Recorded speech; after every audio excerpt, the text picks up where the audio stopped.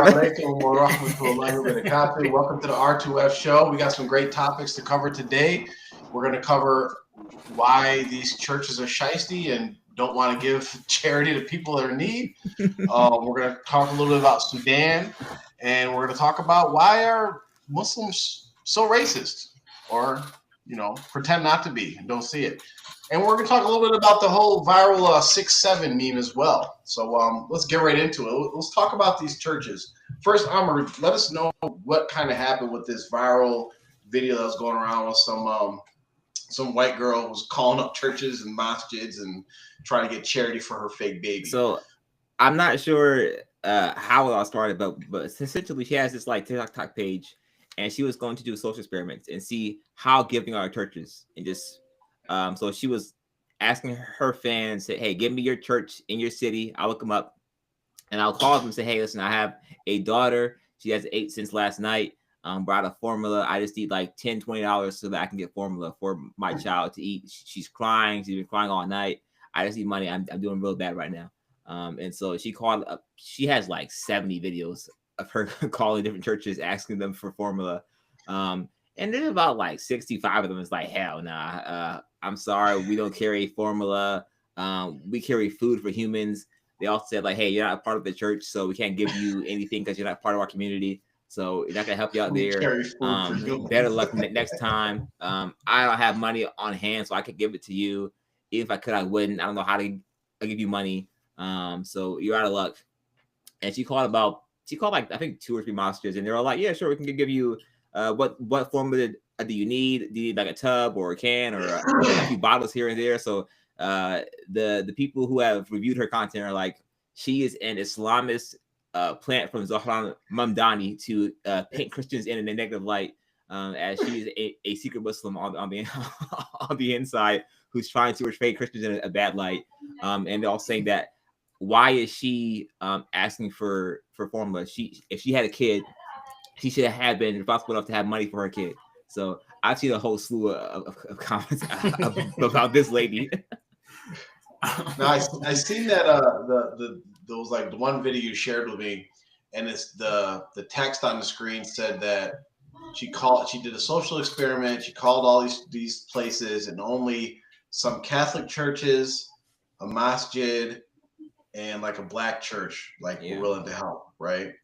And for people who are saying that it was like some kind of Muslim plant or whatever, I would assume that most likely she was trying to prove all religious organizations were corrupt and not willing to help.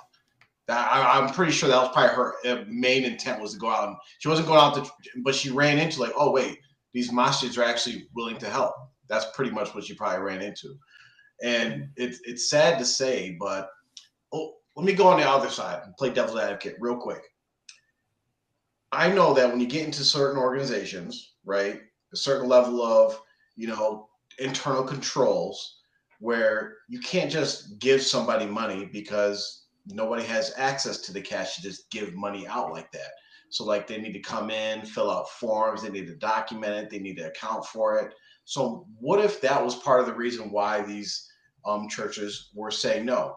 Another plausible reason, what if they were saying no because, they got people calling up every day asking for formula.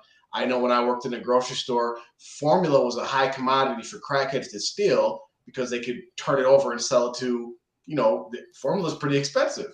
Mm-hmm. So maybe they're just used to people calling up, yeah, give me some formula so they can go on the streets and sell it to get quick money. So maybe this is why they're saying no. What do you guys think? I disagree, but I'm gonna let Mark go because I already spoke. So, I mean, well, number one, we do have a problem with scammers. Most of them are Indian. Well, I shouldn't say that. A lot of shots fired. Meanwhile, a lot of Indian scammers on the loose. I mean, listen, if you ever answer any of those millions of calls you get a day from just random numbers, it's almost every single time as an Indian dude or lady, talking about, hello, this is Jessica. Or it's like, yo, your name is not Jessica. And so, number one, so there is an epidemic of scammers and schemers. So I understand the skepticism there. So me myself, if I got a call from someone just saying they needed formula for their baby, I might be inclined to hang up on them. That's personally. But if I'm Right. Exactly.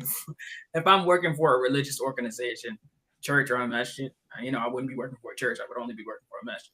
But if I was, then yeah, the response would be exactly what we saw that the masjid did, because it should be. And to your point, Dr. Griffin, when you say, well, there's internal controls and you can't just be like, okay, here's $5, go get you some formula.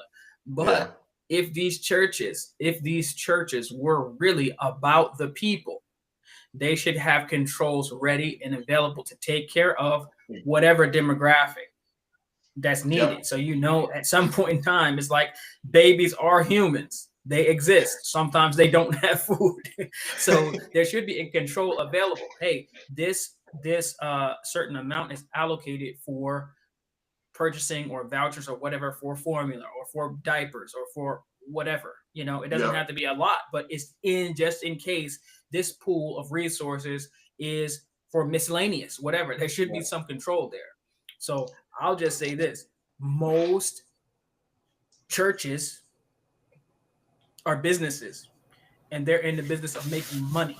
Mm-hmm. They're not in the business of any sort of religious growth or benefit of the people. They're advertising, even on their billboards and their street signs, where they're like, trying to get anyone to come in. There's a church that's close to me, whatever. It's a big old church, huge church, and it has the biggest LGBT rainbow flag sign on the joint. I'm like, what? It doesn't even matter. But you know what? They the LGBT crowd has money too. Yeah. And they can donate too. So they're willing to put that flag on the front of the building. When if you got the flag on the front of the building, but if you open up your Bible, it directly refutes and is against everything that flag stands for. So these churches, these organizations are businesses, and that's why they can easily say, "Oh, baby, we don't do that here. Oh, we don't have nothing for you. Oh, I'm sorry, we can't help you." I mean, that's it. It's like if you literally are presenting yourself as an organization, a spiritual, a religious organization for the people, that should never be the response. Oh, we can't help you. The response is, come on down. We'll find a way. Yeah. But, what I mean? They wouldn't do that. What's crazy is like I was listening to some of the calls, and some of them I was like literally expecting them to say, well, you can come down here and eat some food and produce some breast milk for the baby. Like that's how I was like, we have food for like adults and that. But it just shows that, these places are, like you said, they're not for what they appear to be. They're not there to help the people. They're not there for the community. They're there for themselves. And what's also enlightening is that, okay, the people that answer the phone, we don't know who they are, right? But they're answering that business's phone line. They're representing that business. And they're actually a representative of that community as well. And now say, for instance, someone calls me up as they email R2F, Return to Fitra. This lady emails our organization and says, I need baby formula. My baby's hungry, hasn't eaten in a day. And I can say straight up, like, we actually don't have funds for that. But me personally would say, how much does it cost? $20? Yeah. I got you. I'll get it for you. Don't worry. I don't know how our organization doesn't have funds to do it, but guess what? I'll figure out how to get $20 and get you formula through the night, and then point you in direction to all the other resources that may be out there that can get you formula in the meantime. $20? Not one of those people said, "Hey, I can do it for $20." That's what stood out most to me, was that not one of them even took it upon themselves to even offer. And then when she called the mosque, based off of how the brother that answered the phone was speaking, it seemed like he was about to take it out of his own pocket to do it, because it wasn't that serious type of thing. But I think that shows you more about what Mubarak was saying about the people just use the religion as a guise, and they weaponize it for their own personal gain. It's just like another clique, another club, another cult. That's all it is. Yeah, absolutely. And listen, as someone who purchases formula regularly, all right, listen, if you just would have gave her $50, she would have been cool for a week of formula, guaranteed. And if the baby's even younger, she might be cool for 2 weeks. I figure how much the baby's eating. So it shows a lack of community by the churches. They're supposed to be a beacon of a community, right, where people can go and get their needs met, regardless of your faith, right? That's the ideal behind churches and mosques and things of this nature, right? But only mosques ever portray that, right? A church is, like Mo said, a cult. Whether you want to bet it or not, it's a cult. Churches operate, hey, you have to be a part of this community, right? This is why the deacon and the pastor and the pastor's wife and his family and friends, they all have millions of dollars somehow, but they don't have jobs. These folks are flourishing with money. There's a video came out recently of like God, Jesus wanted me to have this Bentley. I was like, right? And the person said, "Can I drive it?" He said, "No." so these folks are profiting, right? They are a for-profit organization that is tax-free, tax-exempt. They are collecting tithes nonstop. There's a lady at my job who is 70 years old. She gives 60% of her salary to the church, because she's been going there for 30 years, and that is her community. And she says, I have no problem giving it, because I'm trying to get this. So like this is how bad it gets. Now, I'm gonna say this straight up. Anybody who is still donating to a church in 2025 where your pastor is rich, you're a fool. You are a complete fool if you're donating anything. Mm-hmm. I mean, I'm sorry. Unless he's a businessman, even some of these pastors who have businesses, they're businesses that they make their money from the church. But seriously, I'm dead serious. If your pastor's driving a Bentley, he's got a private jet. Some of these pastors got private jets flying around, and you're actually giving them money. Mm-hmm. You know what I mean? Oh, all these clips of where these people are. We need to start doing some. I've been saying that for a while. Oh, yeah, we definitely do. If you are donating to a church and your pastor is rich and his job is the pastor, you're a fool. You're an idiot, and you need to stop doing it. You're part 100%. Of the problem. Of course, they don't have any resources available because the pastor probably the funds are going to him. But he got all the baby formula. Probably his baby. Hey, everyone's getting around nowadays. I'm gonna ask y'all this one question. So, what do y'all think is the fallout? Like, what do you think if someone tries this experiment again? We already know what the masters are going to do. We already know what the masters are going to do. They're going to do it. They normally do. Mm-hmm. You know what I mean? But what do you think would be the fallout? If someone does this again, of course, because it went viral. Someone calls, these churches or 70 other different churches. What do you think the response would be? I think that either a few of these people are getting fired just because, or they're being taken off the phone. But they're gonna say, at least pretend to give formula. Like, hey, listen, you don't gotta actually give them formula for my money, but take some of your money, all right, and make sure that you give them at least like a bottle, all right, just 10 cents, help out kid, or we'll raise a donation for you just so we can try to save face, because you're having us look bad in the face of the internet. We can't have that, because this has been viewed by millions of folks online. So they're I think just knowing how these things go, as is said often on the show, I think it's a nothing burger. People just ain't gonna care. They're just not gonna care, right? They're not gonna change anything. They're gonna, like, the churches that were specifically listed in her little experiment. There might be some members that ask questions like, "Oh, that's our church. Why did you guys say no?"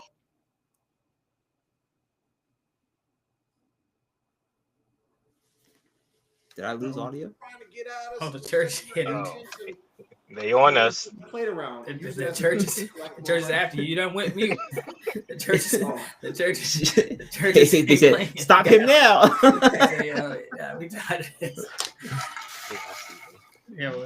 Yeah, I can't. I think your audio is still out, Chase. Yeah, you're still low. Oh, it is?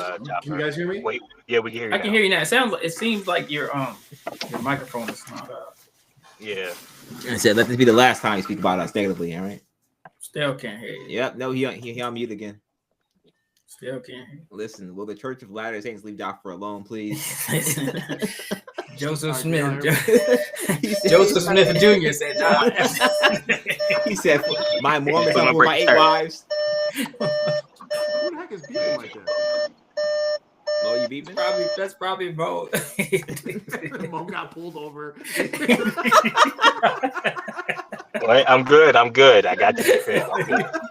He's uncovered. Put your hands out the window, Mo. The Mo's after you. Hands on the It's steering Mahmoud. Yeah, but I was just saying that they're just going to use it as a means to collect more money from the congregation, right? Yeah, this is not going to be a blip on the radar. That'd be hilarious. Imagine. I don't see them doing anything differently, except that like if the congregation asks you, oh yeah, they called the church or whatever, the pastors are just gonna say something like, hey, listen, this is just the devil trying to play their tricks or whatever. But if they have an opportunity for some sort of photo op or some sort of PR situation, they're not gonna give no formula unless it's on camera and unless they can make it look good. Otherwise, F them kids. Let me give y'all an example of Sunday sermon for some of these churches. I had some members come to me and ask why we didn't donate. You know why we didn't donate? Because we didn't have enough money. You guys don't give enough. You need to give more. You need to double your donation. You see the plate coming around? Reach deep in your pockets. Write your checks. We need more money to help these babies with formula. So we can have a whole closet of formula. I don't know, Jopper. You sound like you got some XP. Wait. Now, Jopper. You're missing the important parts. What he's going to say for sure is, listen, what did you give? What did Jesus give for you? All right. Everything. All right. To the last, he gave you his blood and his life. All right. We couldn't give that baby no formula because y'all didn't give in the name of Jesus. Did Jesus need formula? No, that baby was the devil. Oh, man. But just for y'all to know, or the listeners know, for us, it's not a surprise that the Muslims were ready to give. It's a known, well-established fact that if you're in need, right? If you're in need and you have a choice of like, okay, where do I go to get help? And you have 3 choices. You can go to the church, you can go to the masjid, or you can go to the synagogue. You only have one choice, right? Otherwise, it's life or death. You better choose the masjid. Wait. Yo, you go to the synagogue, you're gonna leave with less than what you gave. I'm about to say, you're gonna say like, listen. Do you have formula to get to us instead? No, but it's an established fact. Muslims give more in charity than any other religion in the world. Even though like Christians are the number 1 population, Muslims give more in charity, right? And that it's part of just who we are as Muslims, part of our religion, to be hospitable, to be great hosts, to give charity, no matter who it's to, whether it's to Muslims, to non-Muslims, it's to help anybody we can. But listen though, and this may segue into our next point. If you're black though, you better call on the law, buddy. Because with that, I think we can kind of transition to why is there so much racism in our ummah, right? Why is there so much, and why is it ignored? And very few people talk about it. Like and I think we're kind of guilty of it too. And I think it's because we're just used to it. We're used to what goes on in the ummah. Being African Americans, being at the bottom of the racial hierarchy in the ummah, as we went over, right? And so we get used to things and we don't talk about stuff. But we kind of had a reminder when we did a short little video on racism, talking about the most likely color of Adam alayhi salam, and then all of a sudden this Muslim hate came out. People just were so upset that Adam may have looked more like me than he looked like someone from Persia. Right? Listen, I have an opinion on this. They pissed that Adam doesn't look like Brad Pitt. They're like, no. They were super upset. Not my prophet. So I have an opinion on this. Correct me if I'm wrong. Let me know what y'all think. I think a lot of the racism stems from a lot of people or groups of people putting their tradition and customs over actually practicing Islam. and a lot of their traditions are rooted in racism, with all those caste systems and all stuff like that. I think that's a thing that is basically taught to the next generation. And once again, putting that precedence of your tradition and customs over religion, you're going to have racism. If you put Islam over that, there will be no racism. There's definitely that, but I also think a big part of it is simply that, the world's been, colonized. Arab world, Muslim world's been colonized, and white supremacy is a thing. And even though the colonists leave, the colonizer leaves, that mindset is left behind. And it's happened over centuries, right? And it gets carried down, like you said, generation to generation. And I think that, especially being African American and even just Black and Africans, they're next up on the totem pole. But we have a nature to kind of like forgive and forget and kind of just move on and kind of just, dismiss things and just kind of, let bygones be bygones. But I think that we owe a duty just to try to help, our Ummah on the racist side and those receiving the racism, just to speak out about it more and to kind of put people in their place, to kind of check them. I remember when Mark asked a question on our previous show, like, who do we give the pass to say the N-word? And I was like, well, everybody just says it nowadays. Like, it doesn't even matter. But, just to do a service to like, okay, to keep people in their place, sometimes you have to check people. Even though you might not care about something, you have to check people so that they don't cross the line that you have established, And I think it's really sad. I mean, it's see the reason why, not to go on too much of a tangent, but the reason why, even though like the N-word or any, let's just say the N-word, for instance, the reason why I say there has to be a line is because usually people who are perceived to be or are actually in a lower position, or they're lower class, lower status, lower power, lower energy, lower aura, whatever you want to call it, they always get their rights or area or whatever transgressed on. You know what I mean? They just get, moved out of the way, stepped on, right? If you have someone who, has a certain property or area or whatever, if someone transgresses on their properties or rights, it's like if they're low, then nobody cares. If they're at a higher level, then you'll never be able to get away with it, right? Sometimes you have like teenagers or whatever, they want to cut through your yard to get around the corner or whatever. You know what I mean? You might be like, all right, man, I really don't like that, but they won't do that at the White House. You're cutting through nowhere, right? Right. You're gonna walk your tail around all the way around. You know what I mean? Yeah. So that's just an extreme example.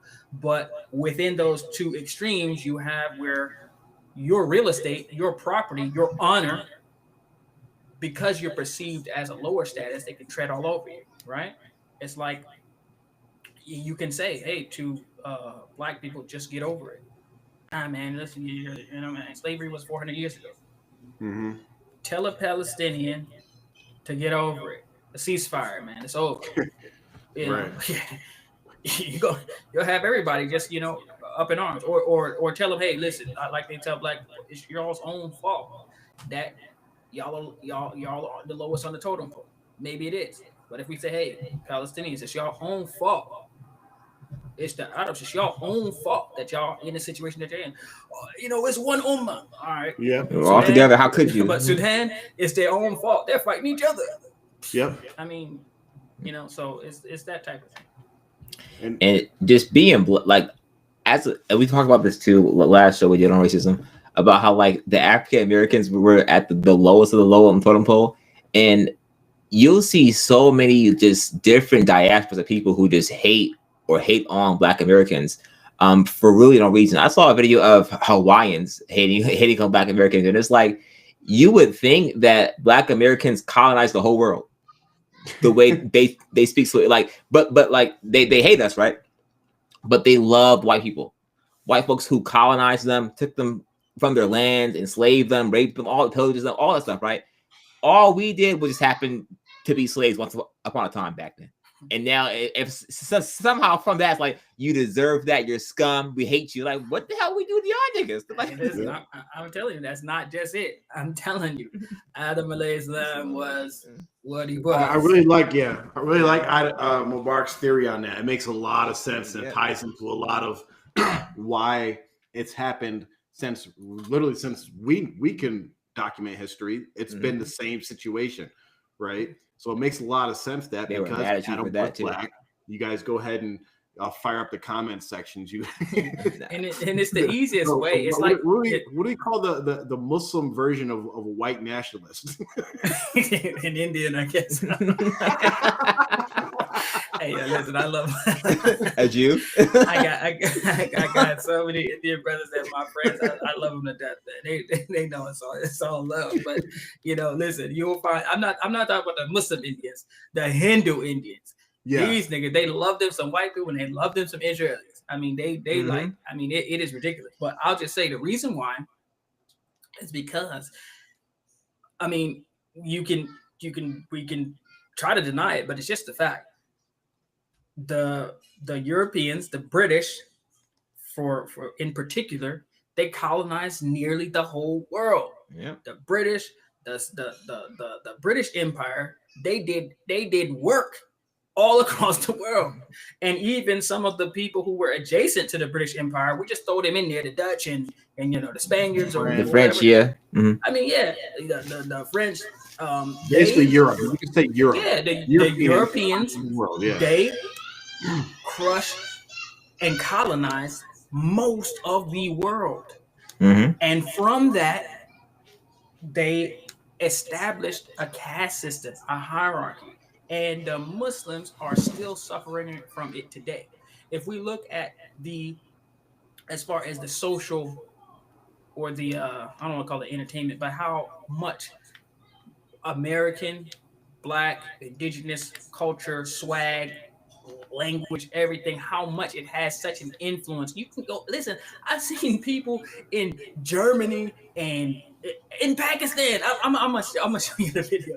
In Pakistan, there's ladies rapping and the whole swag and movement is just like, the indigenous Americans. I'm not championing this as it just is what it is. But the type of influence that our culture and people have over the whole world, as far as what's cool and what's not, pales in comparison to the amount of influence that, as far as racial and these hierarchies that the British have imposed on India. Why did they have the caste system? I mean, the British did that. They literally gave it to them and told them, hey, this is what it is. And then so they implemented it and they ran with it. It's the same way across the Asian world. The Chinese are, as much as they want to act like they are an independent and proud society, they literally just USA light. Everything in their culture is so driven towards this materialistic, individualistic, succeed at all costs, type of thing. They do got a little culture sprinkled in there, but my point is that the Muslim Ummah is just suffering from the same thing that everybody else is suffering from. The whole world got colonized, and they're still trying to get out of it. They're still, well, half of them don't even realize that they're suffering from colonized mindset. So the Muslims are, lots of them are Asians from the subcontinent. Lots of them are from the Arab world, from the Gulf or whatever. Newsflash: the entire Gulf region is still colonized today, and they got colonized. The Lebanese, and how you got the country Jordan and all these little perfectly carved lines. A nigga from Europe did that. He drew the map and gave it to you. Said, hey, Psycho Peaks. This is your name. Name it this country. This is your flag. These are your colors. These are your borders. He gave it to you, and then told you to hate the dude who's your neighbor yesterday. I'm Jordanian. Well, I'm Palestinian. I'm Syrian. Well, I'm from I'm from Libya. Well, I'm from Algeria. Like, y'all literally the same place. Like, I'm from Pakistan. I'm from Bangladesh. Yeah, it's like, no, they gave you something to divide you, and then and then put it in hierarchy so that you'll never realize who the actual target or enemy or adversary is. You just keep trying to make sure, well, the Indian is like, okay, the white people ahead of me. But I'll be damned if them niggas is going to get ahead of me, though. I'm going to push them down, you know. So, I mean, I don't mean to keep on a rant, but you understand. Let me calm down. No, you good. You cooking. It ties right into, like, for instance, in as being African American, I'll speak for African Americans because I'm not African, but African American, like, if someone put a video out and put out like evidence, you know, authentic evidence that showed that a prophet was, I don't know, Italian or whatever color, yellow, white, yellow, red, whatever, we would read that like, oh, cool, and go about our day. And it shows you a lot that when someone sees Sahih evidence that a prophet is black, that they go out their way to go type in the comments to try to disprove it. I don't care. I don't even care if the prophet was black, honestly. It doesn't change my iman whatsoever that Adam was black, Moses was black. It doesn't change me at all. Like, black, white, yellow, it doesn't, I don't care. But it shows something about your iman that you can't accept that. You don't want to accept that. Yeah, right? It shows a lot. And it also feeds into how we deal with things today, because right now, like we don't want to take anything about what's going on in Palestine, right? In Gaza and the genocide that's going on. However, even worse than what's going on in Palestine is what's been going on even the same exact time in Sudan. And it's quiet. And you have Muslims that, you know, it's all in the news about how Benjamin Netanyahu was meeting with influencers and giving them money and say, you got to push this agenda and all this and stuff. Well, the UAE's been doing that already with their funding a genocide in Sudan. These are Muslims doing this, right? And why isn't it being spoken about? One, because you also have Muslims that are committing a genocide against Muslims. That's one part of it. And I would say because it's black people. They don't care about these black people that are getting killed. They don't identify with them. They don't feel their pain. But when you see a light-skinned, white-looking, you know, Arab in Palestine crying, all that, then it hits your heart for some reason differently than when you see a black, African, dark sister, something even worse happening to. It doesn't hit your heart the same. And that says a lot about our ummah. Right. They see it as it's taking care of their job for them, with the blacks killing the blacks, the dark skins. Yep. It's like, hey, we want to do that anyway in the back of our hearts, in the back of our minds. So they're doing our job for us. But to expound on what you were saying, Mark, that was a very good point. Another thing about the colonizers and the amount of damage they do mentally, generationally and mentally. Another reason why it's so prevalent is because some of the people that have been colonized are so messed up mentally, they don't see a way out. And then they go become mini colonizers themselves. And then you have within the regions, that's when you start seeing more sects, more cults and everything. And they're just perpetuating more colonization on different levels. And it's getting so muddled. I don't really see a way out as far as the whole situation. But yes, speaking up against it is the first and foremost. That's the first thing we need to do. That's why I'm glad we're here right now, speaking up against it right now, because it's not cool. The fact that somebody thinks they're better than somebody in any way, shape, or form because of a skin color. Like you said, no matter what color Prophet Muhammad Sallallahu or was, wouldn't change anything, my faith at all. It's not pressed on that. And if that's pressed on somebody, that shows you your iman, your heart, and your deficiencies. Absolutely. What's the thing about Sudan is what is, I don't want to say funny, but what is interesting is the fact that the divide and some of the civil war, the sides taken in the civil war, is because, take a wild guess, some of the Sudan, these very dark people, some of them identify as Arabs. Mm-hmm. And those who identify as Arabs classify the ones who they say you're not, you're as African. Africans. We're Arab Africans. Y'all are African Africans, and that's where the divide is. And it's like to Muhammad Ahmed's point, they make these colonizers within the colonizers. So it's like we got colonized, okay? We got our overlords, we got our overseers. So I mean, I can't beat them, but I can definitely beat these ones. So we got a little bit fairer skin. Our hair is a little bit more wavy. So yeah, we're different. Obviously, we're better. So let's fight them. Let's put the divide on that way. But the thing is, all of these civil wars, even the civil war in this country, they tell you it's about one thing, but it's always about something else. It's never what it's about. So I seen this guy and this boy, Shaheed Bolson. We got to start. He's way out of control. I seen this man say, he said that, oh, this thing in Sudan, they're fighting the people acting like the UAE and Dubai. These places are benefiting, because they're the gold hub of the world, but they're not benefiting from the gold that's there.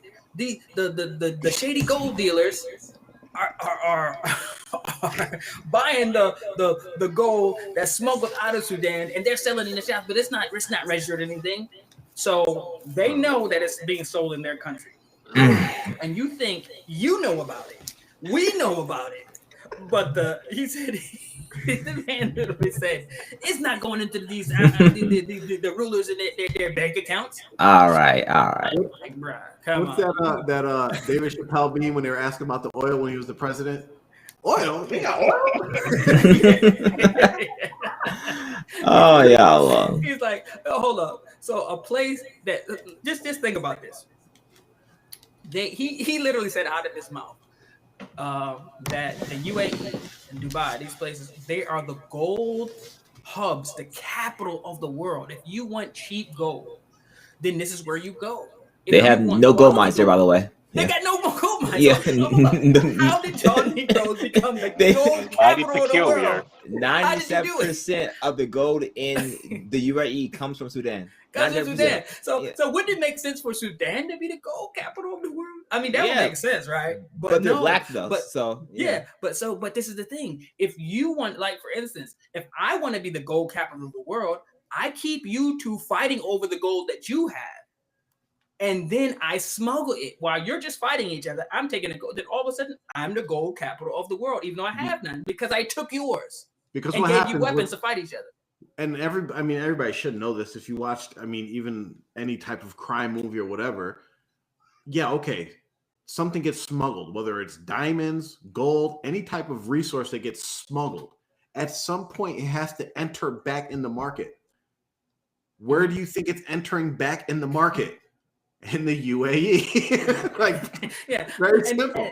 This is the thing that frustrates me so much, that people don't understand how all these things are connected. For instance, even if we take Shaheed Bolson's point, the gold that's smuggled, tons and tons of gold that's smuggled out of Sudan and is sold in the UAE, it's not going into the gold is not going into these rulers and these sheikhs' bank accounts. Correct. Right. The gold is not going in there. But then guess what? When I buy a ticket to go to Dubai or to go to the UAE to buy gold, I do what? I get a hotel. The money for that goes where? I buy souvenirs. I use the services. I'm there spending money in the country. The tourism goes up. The GDP goes up because everyone's coming there for the gold. So it doesn't even matter. I could come for the gold that allegedly is not going to their bank account, but I'm spending all types of money in the country. Mm-hmm. So as a tourist, even if they didn't have a drop of gold ever to come into their bank accounts, so to speak, the benefit of us coming there to get the gold and everything that comes with it. I mean, you think people just love Dubai? You think people just love the UAE because it's, tropical? No, it's very hot. It's a desert, but they got certain incentives that are there. We want to get into all the other stuff that they got going on there. They got poop going on. But for some of these people who try to, and it appears to me that they're being paid to basically, put a spin on it to where, if a person can't even think one level, the next level up, or the next level down, or whatever. It's like, okay, the gold's not going to their bank account. Oh, okay, great. I'll go back to Netflix now. It's like think the next level up will destroy the whole argument and will show you the real sinister mindset behind what's going on. It's shameful, really. Just imagine, like, you're talking about the rulers of like UAE, and to think that it stops at someone just saying, "Oh, it's not going to their bank account." No, they wouldn't care about that little bit of money going to their bank account, right? When you look at it in a macro spec, when you talk a macro aspect, and look at macroeconomics and how it affects, like you said, their GDP and all the different things that makes their whole country expand in wealth, and that in turn makes their wealth increase even more and all that. Yeah, it's like he's talking to the kids. Mm-hmm. You know what I mean? And the kids are like, "Oh yeah, they don't want that money to go to their bank account." Yeah, well, yeah, obviously. That little bit of smuggled gold that's leaking out of the country, like, yeah, get that money, turn it over, and let it get in my bank account. You're talking these guys are millionaires and billionaires upon multiple layers of that. And you're talking about smuggled gold. No, it's a whole coordinated operation, and it's been going on since we can, like I said, recorded history.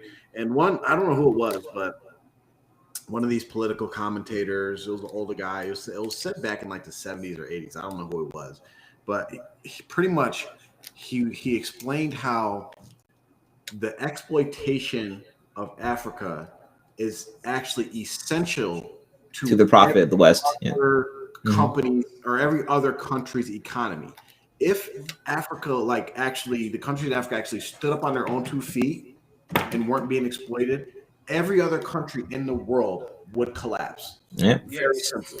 So it's actually in the best interest of America, Britain, Gulf countries, other European countries, any other country around the world, every westernized country in the world, that Africa still gets exploited, that there's genocide still happen, that can never stand on their feet, because once that happens, guess what? We're gonna go downhill here, and we're gonna feel the effects of that happening. The oil, all the different nickel, all the resources come from Africa. Everything comes from Africa. Everything that we value and need to function in this world comes from freaking Africa. And the fact that that's like the poorest, most genocides, atrocities, poorest places in the world should tell you something. And that all these countries actually cooperate at keeping this place down, should tell everybody something. Yeah, absolutely. And if you don't think that, why would they be involved in crime to generate money? Okay, so let's say that you're American, right? So you're like, this doesn't make sense. America in 1914 to 1942, they allowed the mafia to run the ports for a reason, because the mafia was smuggling in cargo and drugs and stuff. And guess what? Drugs is money being spent. That's money flowing into the economy. So that's some basics. So yeah. So even if it's crime, if it's drugs, actually do help your GDP, contrary to popular belief. So they don't care about the optics of it. Hey, as long as money's being poured in, we're good with it. So if we can fund one side of Sudan to kill the other side of Sudan, guess what? We can profit off of the killing and the gold, because that's what who's stopping us? Because hey, we're backing them now. They're on our side. So that's why no matter what happens, hey, we're gonna profit off at the end of it. All right. And my bad. Go ahead. And for all your favorite Islamic content creators, right? They're sitting there at the Dubai party for a banquet or eat dinner or whatever the heck, the crown princes and all of them. That's like going to the Epstein Island, damn near, right? This is why they want to go out Sudan. This is exactly why. It's yeah, I can't. I'm bought.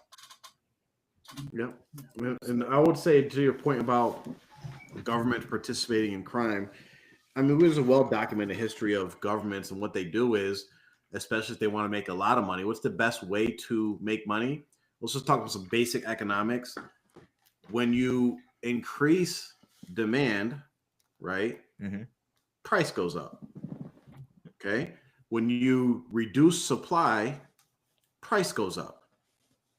Okay. So what's the easiest way to actually make the price of something go up or to increase your profit? Guess what? You can have a government say it's illegal. Yep. Mm-hmm. And then, people actually still want that thing. That means they're going to pay premium for that. Think about, just for everybody here who's right now, just think about marijuana in the United States. How long was it illegal? And then you got to ask your question, okay, why isn't it legal? Why isn't it illegal anymore? Well, it's a very simple answer. They made it illegal because they wanted to profit more off of it, right? Not only with the import and export of marijuana illegally, but also free labor, right? We're talking about the prison act, like we can keep going down the list, and it's a very profitable business that if you're in control of something and you want to increase the profit margins on it, all you have to do is make it seem like that is something very hard to get, and then the price goes up, the profit goes up, and it happens everywhere. So just open up your eyes, guys. I mean, stay awake. And with the theme of staying awake, our last thing we will end on is this whole viral, super annoying thing that's just going around with children today. And I'll share my screen, and everybody's probably going to feel my pain once I share my screen. Anybody with kids, anyway. Nobody knows what it means. Just everybody knows what it is, though. It means nothing.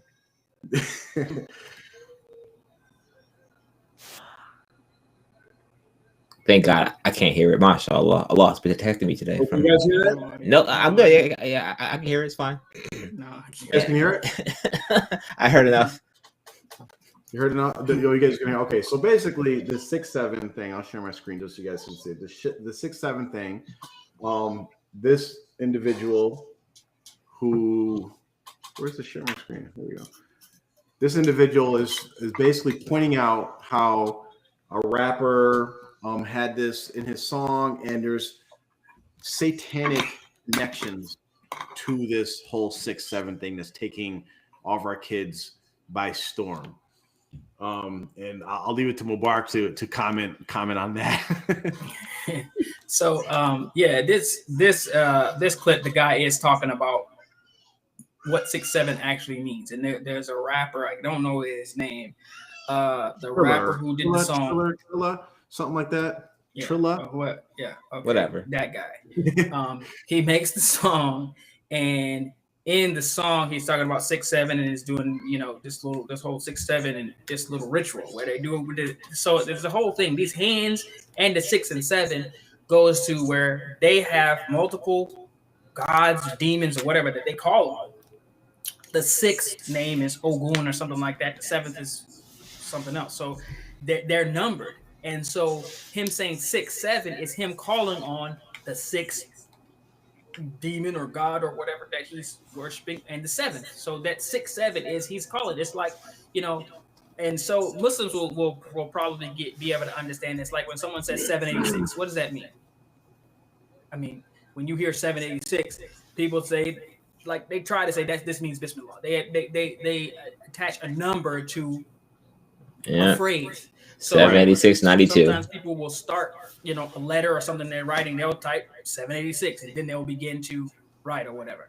So you'll see that if you've ever seen 786, and this is not something that's really from Islam. It's not Islamic. I got my email stuck with that because of but that 786 represents Bismillahir Rahmanir Rahim. A lot of Muslims think that, they attribute to that. So they'll say when they write 786, that they mean Bismillahir Rahmanir Rahim.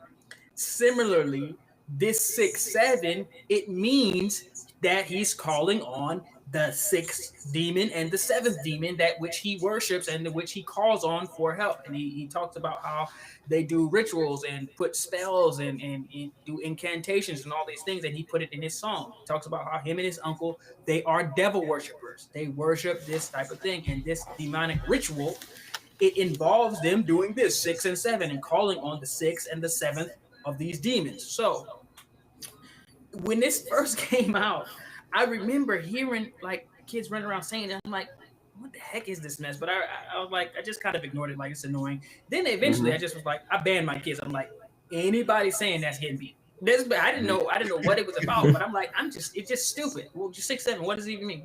Don't say it no more. So after a while, like I'm at the soccer field and everywhere, these kids are just like, instead of, they at the end of at halftime or before they go after the timeout, they're like, they're gonna do 1, 2, 3 team or game time whoop, or they used to say something else. Now they 1, 2, 3 6 7. I'm like, what the heck is going on? So I'm like, yo, this got to be something absolutely nuts. So after just a little bit of research, I'm talking about a little bit, I looked, and it's like I did a little bit of research, and they were like, it was just people saying, oh, it doesn't mean anything. It's just something to make our parents annoyed. And I'm like, okay, these are kids saying this. But as usual, every time you just peel back the layer, go down one level or up one level, you will see that anything that goes viral in the media nowadays, 9 times out of 10, there's something demonic behind it. And this is the thing. So the thing is, for the Muslim parents, and for the whoever listening, but definitely for the Muslim parents, for your child to do this 6, 7, this whole thing is, number one, is shirk. It's calling on the jinns. Okay, so and you actually have to stop them. That doesn't mean so. Well, I was just saying 6 or 7. You want to say 6? You have 6 pieces of bread or whatever. You're waking up at 7 o'clock. Whatever. It's not illegal to say 6 or 7, but you know when they're playing this game, and you have to be very serious about it, because not only is it shirk to be calling on something other than Allah for help, but it's kufr because you're practicing someone else's religion.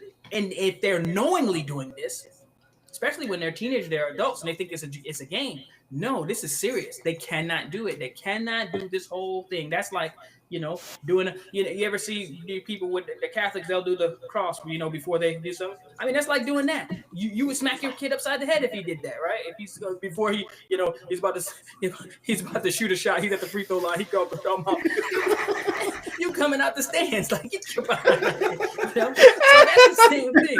This whole 6, 7, Joe, you can't let him do it. You have to stop him. It's shirk. It can be kufr. Are you ready for my? Are you ready for my Yasir Qadi great worshiper intentions rebuttal? I mean, you could try, but I can't even do it.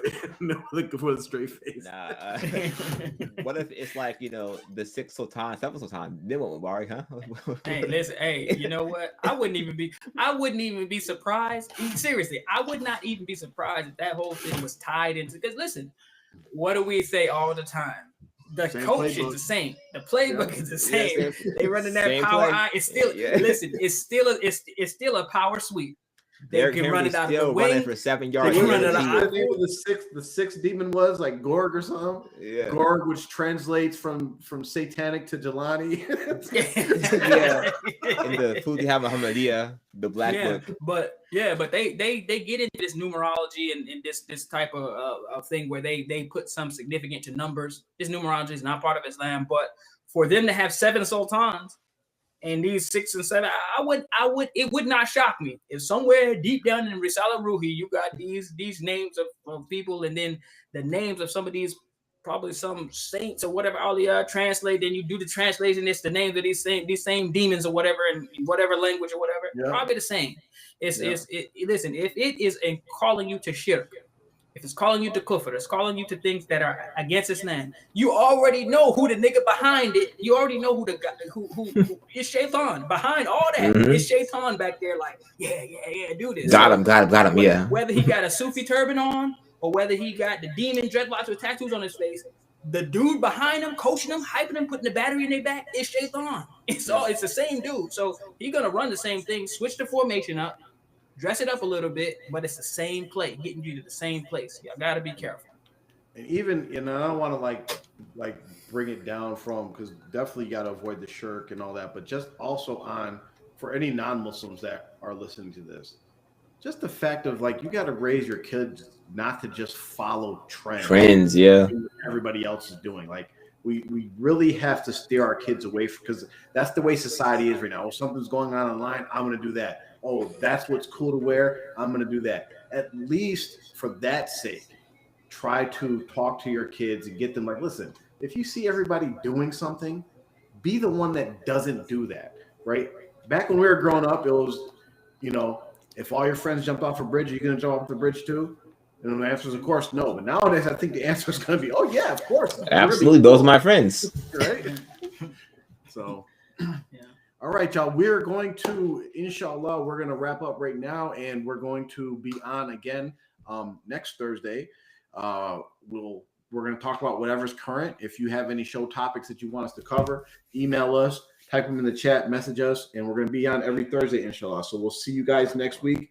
You guys have a great weekend. Assalamu alaikum wa rahmatullahi wa barakatuh. Oh, is still impacted. Is that to say, don't.